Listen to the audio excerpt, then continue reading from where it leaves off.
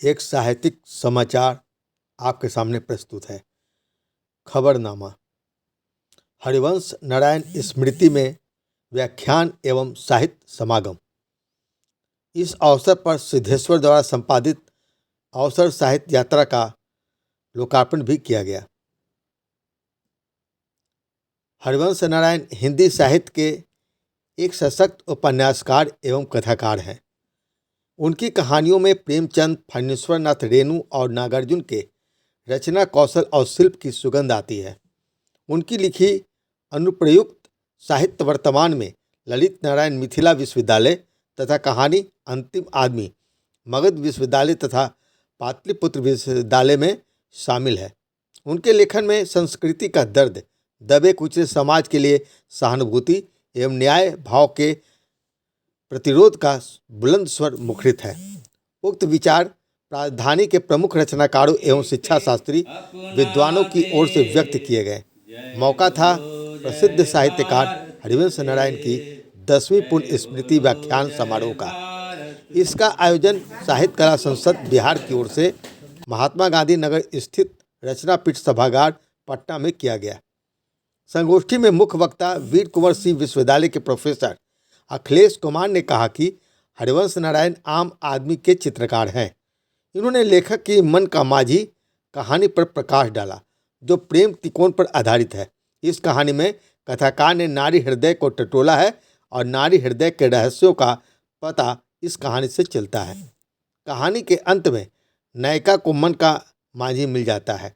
मन का माझी एक सहारा मिल जाने से उसकी समस्या का समाधान हो जाता है। इस दृष्टि से यह कहानी समाधान मूलक है। कार्यक्रम की अध्यक्षता करते हुए नई धारा के संपादक डॉक्टर शिवनारायण ने कहा कि प्रसिद्ध साहित्यकार हरिवंश नारायण आम आदमी के संतरास के रचनाकार हैं। उनकी चर्चित कहानी अंतिम आदमी की कथा संवेदना में दबे पिछड़े एवं वंचित समुदाय का जीवन संघर्ष है। कथा संरचना बहुत रोचक तरीके से आम आदमी के संतरास को उद्घाटित करती है। वहीं doctor Ajay Kumar, assistant professor, college of commerce, arts एवं साइंस, पटना व पूर्व प्रशासनिक अधिकारी ने हरिवंश नारायण को उनकी पुण्यतिथि पर नमन करते हुए उनकी रचना मिट्टी के गौरव को याद किया। उन्होंने बताया कि आज जब जननायक कर्पूरी ठाकुर को भारत रत्न से विभूषित करने का निर्णय है, तब ऐसे वक्त में हरिवंश जी द्वारा लिखित उनके संक्षिप्त जीवनी की बरबस याद आती है, जो बिहार पाठ्यपुस्तक के पुराने पाठ्यक्रम में मिट्टी के गौरव शीर्षक अध्याय में सम्मिलित है। Doctor Manoj Gupta, assistant professor, college of commerce, arts एवं साइंस, पटना ने हरिवंश नारायण की कहानी गोलंबर पर अपनी बात रखते हुए कहा कि यह कहानी एक माँ और उसके त्याग तथा पलायन के दंश और अपने डार से बिछड़ने की मार्मिक दास्तान है। वहीं शिक्षाविद डॉक्टर ध्रुव कुमार ने कहा कि हरिवंश नारायण अक्सर कहा करते थे, रचनाकार बनने की पहली और आखिरी शर्त यही है कि व्यक्ति समाज के प्रति संवेदनशील हो। उनकी रचनाएं विश्वास दिलाती है कि जीवन के मूल्य कभी खत्म नहीं होते। इस अवसर पर कवि चित्रकार सिद्धेश्वर द्वारा संपादित त्रैमासिक ई मासिक पत्रिका के प्रवासांक का लोकार्पण डॉक्टर ध्रुव कुमार, डॉक्टर शिवनारायण, रूबी भूषण एवं पंकज प्रियम के हाथों संपन्न हुआ। लोकार्पण करते हुए डॉक्टर ध्रुव कुमार ने कहा कि कलाकार साहित्यकार सिद्धेश्वर का यह अद्भुत प्रयोग है, जो उनकी कला और साहित्य के प्रति निष्ठा और समर्पण भाव को दर्शाता है। नई धारा के संपादक डॉक्टर शिवनारायण ने कहा कि चर्चित लेखक चित्रकार सिद्धेश्वर द्वारा संपादित ई पत्रिका नयन मनोहर होने के साथ साथ साहित्य की दृष्टि से उपयोगी एवं महत्वपूर्ण है। पारंपरिक ज्ञान से कृत्रिम मेघा तक के इस सफर में अब ऐसी पत्रिकाओं का युग है, जिससे साहित्य और समाज का कल्याण संभव है। बंधुवर सिद्धेश्वर जी को ऐसी पत्रिका के संपादन के लिए बहुत बहुत बधाई। आरंभ में साहित्य समागम में अतिथियों का स्वागत करते हुए साहित्य कला संसद के अध्यक्ष डॉक्टर पंकज प्रियम ने कहा कि कथाकार अक्सर कहते थे, जीवन मिठास से अधिक खटास है। खट्टे मीठे अनुभव का मिश्रण ही साहित्य है। खटास को त्यागना चाहिए, मिठास को संचित करना चाहिए। इससे उपजाऊ साहित्य का निर्माण होता है। इस अवसर पर डॉक्टर गौरी गुप्ता, डॉक्टर रूबी भूषण, सिद्धेश्वर, मधुरेश नारायण, कुमार सुंदरम, अंजुला कुमारी आदि रचनाकारों ने साहित्य समागम में भाग लेकर अपनी अपनी रचनाओं से कथाकार के प्रति पुष्पांजलि अर्पित की। समाचार वाचक सिद्धेश्वर। ढूंढो कभी मिलता नहीं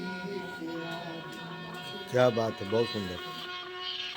ना दवा है उस जहर की, ना दवा है उस जहर की, जब काट लेता आदमी।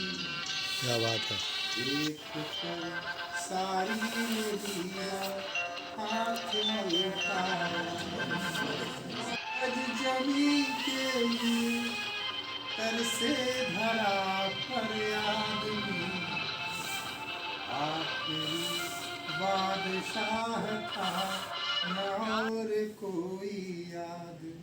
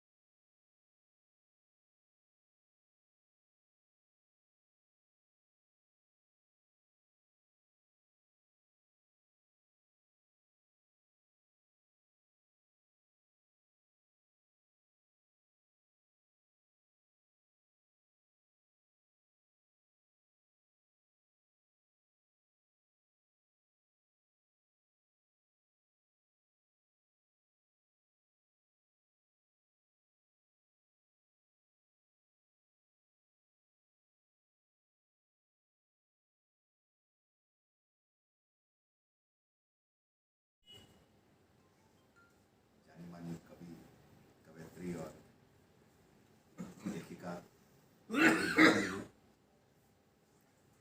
हरिपुत्र पंकज प्रियम जी, जाने माने लोक कथाकार कवि सिद्धेश्वर जी, मधुरेश नारायण जी, और आप सब उपस्थित हरिवंश जी को याद करने आए सभी साहित्यकार और विशिष्ट जन। हम सबका सौभाग्य है कि हम सब हरिवंश जी के साथ न सिर्फ एक रचनाकार के रूप में बल्कि एक मित्र के रूप में, मित्रवत लंबे समय कहानियों और उपन्यासों को बनते बिगड़ते देखा है, उनकी रचना प्रक्रिया से वाकिफ हैं और बहुत कम समय में इतना सारा साहित्य उन्होंने साहित्य जगत को दिया है। ये न सिर्फ आश्चर्य का विषय है बल्कि कुछ लोगों के लिए ईर्ष्या का विषय भी हो सकता है। जैसा कि आपने जाना कि अखिलेश जी ने कहा कि 92 में उनकी पहली कहानी आती है, लेकिन 97 में एक ऐसी किताब आ जाती है जिस किताब के लिए ज़्यादातर साहित्यकार ललायित रह सकते हैं, गौर कर सकते हैं। इन 4-5 वर्षों में उनका साहित्य इतना विपुल हो जाता है